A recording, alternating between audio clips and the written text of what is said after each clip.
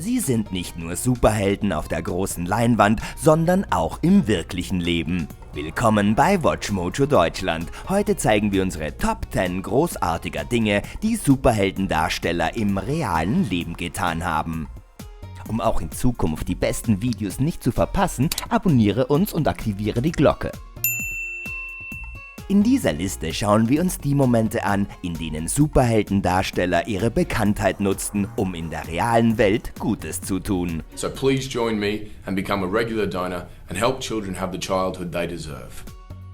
Nummer 10. Hugh Jackman gründete Laughing Man Worldwide. As Dicali and I planted coffee trees together, I began to see the potential for one man's hard work to transform an entire community.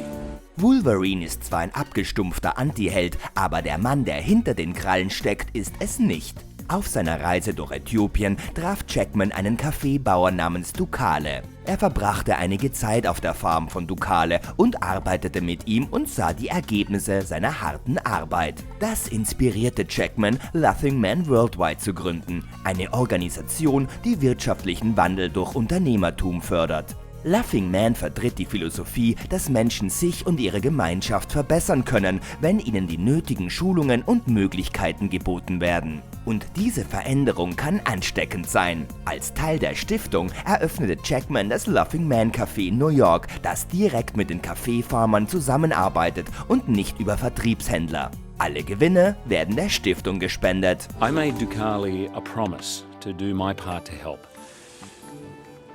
Laughing Man Worldwide is the fulfillment of that promise.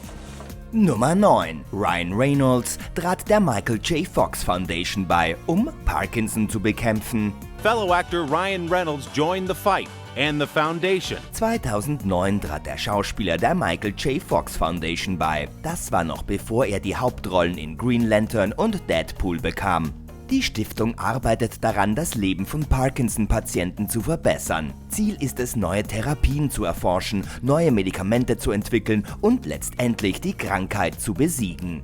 Comes from a pretty prideful generation and he doesn't really talk about it too much. Reynolds' Zusammenarbeit mit der Stiftung begann, als er für seinen Vater, der an Parkinson litt, den New York City Marathon lief und über $100.000 für die Stiftung sammelte. Als Vorstandsmitglied hat Reynolds seinen Ruhm genutzt, um der Stiftung zu helfen, indem er Spendenaktionen unterstützte und Premierentickets für seine Filme versteigerte. So I think if there's any upside to it, it's that it has rallied an awful lot of people. Nummer 8. Mark Ruffalo sammelte Geld für Water Defense. They're telling us that what's poison isn't poisonous, that what's radioactive isn't threatening. Macht ihn nicht wütend. Ihr werdet es nicht mögen, wenn er wütend ist. Aber wir reden hier nicht vom Hulk, wir reden über den Mann, der ihn spielt. Was macht Mark Ruffalo wirklich wütend? Unverantwortliche Ölbohrungen. Mark Ruffalo hat sich nicht nur als Avenger einen Namen gemacht, sondern auch als Aktivist. Ruffalo gründete die gemeinnützige Water Defense Organisation. Diese schützt Trinkwasser vor Verunreinigungen und versucht Bohrunternehmen für die Wasserkontamination zur Verantwortung zu ziehen. Ruffalo sammelte im Rahmen einer einzigen Spendenaktion über $182.000 und organisierte 2011 eine massive Protestaktion gegen die Bohrungen am Delaware River. Eine Kontamination des Flusses würde das Trinkwasser von Millionen Menschen beeinträchtigen. We are the change that we are waiting for. Nummer 7. Scarlett Johansson war 8 Jahre lang Oxfam-Botschafterin. More than 12 million people are at risk as parts of East Africa experience the worst drought in 60 years. Black Widow mag einige Schulden zu begleichen haben, aber Scarlett Johansson ist in Bezug auf gutes Karma gut in den schwarzen Zahlen. Sie hat mit zahlreichen Wohltätigkeitsorganisationen zusammengearbeitet und hat 2017 beim Frauenmarsch in Washington gesprochen.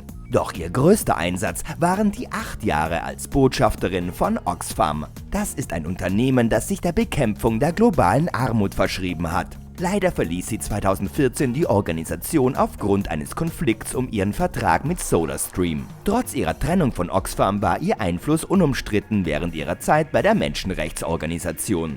Ihre Reisen durch Ostafrika lenkten Aufmerksamkeit auf Länder, die unter Dürre und Hungersnot leiden. Such a different experience than coming from Dadaab. As you can see, people are able to harvest their own crops and There's a lot of hope here. Nummer 6. George Clooney hat Not on Our Watch mitbegründet. This is the most dangerous place. The place with the best chance of something very bad happening. Viel zu oft kommt jede Hilfe erst nach einer Katastrophe. Was aber, wenn wir humanitäre Probleme vorzeitig erkennen und daran arbeiten würden, sie zu vermeiden? Diese Menschenrechtsorganisation wurde 2008 von dem ehemaligen dunklen Ritter und ewigen Herzensbrecher mit dem Ziel gegründet, Krieg und Völkermord in Darfur zu verhindern. Die Stiftung hat sich dazu verpflichtet, auf vernachlässigte internationale Krisen aufmerksam zu machen und Regierungsbeamte unter Druck zu setzen, um Maßnahmen zu ergreifen. Anstatt sich auf die Folgen von Schreckenstaten zu konzentrieren, zielt diese Stiftung darauf ab, Konfliktquellen auszurotten und sie zu verhindern. We need humanitarian aid to be allowed into the Sudan before it becomes the worst humanitarian crisis in the world. Brad Pitt, Matt Damon und der Superhelden-Darsteller Don Cheadle sind ebenfalls Mitbegründer der Stiftung. Clooney ist also in guter Gesellschaft. Nummer 5. Chris Hemsworth ist Sprecher der Australian Childhood Foundation. Child abuse is a really tough topic, but if we want to do something about it, it's one we have to face. Er spielt zwar den Gott des Donners, aber seine wahre Supermacht ist die Macht der Liebe. Hemsworth nutzt seinen Promi-Status als Avenger, um Kinder, die am meisten gefährdeten Opfer der Welt, zu schützen. Hemsworth hilft als Sprecher der Australian Childhood Foundation dabei, auf die Stiftung aufmerksam zu machen und Fördergelder zu sammeln. Liebe wird hier als Hauptwerkzeug eingesetzt, um Kindern ihre verlorene Kindheit zurückzugeben. Kindern, die ein emotionales und körperliches Trauma erlebt haben, wird geholfen, sich davon zu erholen. Sie lernen sichere und vertrauensvolle Beziehungen aufzubauen und sich zu ausgeglichenen Erwachsenen zu entwickeln. Ein Mann, der sich dem Wohlergehen von Kindern widmet? Was könnte man von einem Promi-Schwarm noch mehr verlangen? The bottom line is the loss that abused children experience is too tough for them to handle alone and they need our help.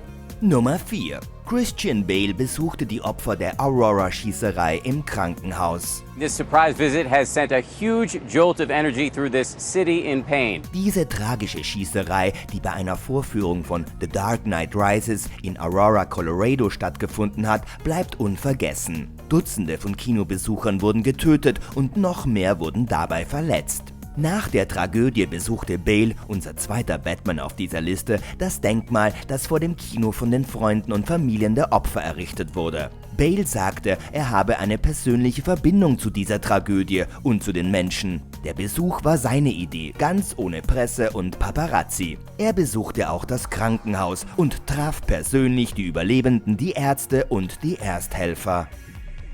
Nummer 3. Chris Evans und Chris Pratts Super Bowl-Wette. We talk a lot of smack, and we made a lot of bets, and then at one point I was like, you know, we might be able to harness this energy and actually do something kind of cool and raise some money. Im Jahr 2015 haben Evans und Pratt ihre freundschaftliche Rivalität auf ein neues Level gebracht. Sie haben auf das Ergebnis des Super Bowls 49 gewettet.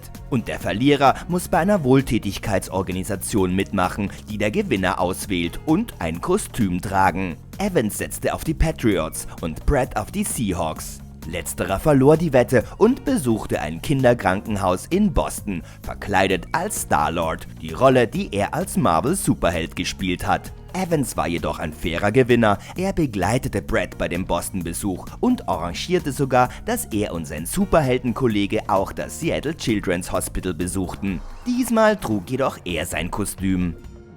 Nummer 2. Robert Downey Jr. brachte einem kleinen Jungen einen Iron Man Prothesenarm. Ready? Yep. Great.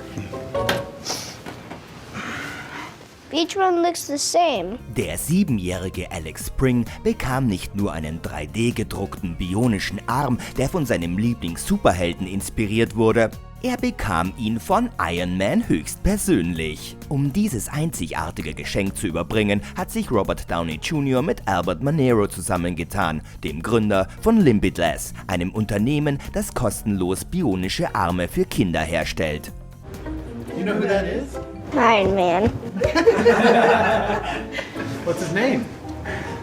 Robert. Great! RDG durfte dann Alex, der ohne seinen rechten Arm geboren wurde, die Iron Man Prothese präsentieren. Er blieb in seiner Rolle als Tony Stark, als er den jungen Mann traf, und brachte sogar seinen eigenen Iron Man-Arm mit, damit die beiden sie gemeinsam ausprobieren konnten. God, dude, it's even cooler than I thought. I'm having a technical glitch. Nummer 1. Christopher Reeve gründete die Christopher and Dana Reeve Foundation. In 1995, when Christopher Reeve was injured, he and his wife Dana decided to make it their mission to put a face on spinal cord injury. Ist es ein Vogel? Ist es ein Flugzeug? Nein. Ganz oben auf unserer Liste ist Superman-Darsteller Christopher Reeve. Nachdem Reeve bei einem schicksalshaften Reitunfall von einem Pferd abgeworfen wurde, war er vom Hals abwärts gelähmt. Er verwandelte seine eigene persönliche Tragödie in etwas, das anderen helfen würde, indem er eine der erfolgreichsten Stiftungen für Wirbelsäulenverletzungen gründete. Nach dem Motto „Die Pflege von heute, die Heilung von morgen“ bietet die Organisation Informationen, forscht und gewährt Zuschüsse, um das Leben von Menschen mit Rückenmarksverletzungen zu verbessern. Mit dem Ziel, eines Tages Lähmungen zu heilen. It's no longer a matter of if cures for spinal cord injury will be found, but when. Stimmst du unserer Auswahl zu? Für noch mehr Top 10 abonniere einfach Watch Mojo Deutschland.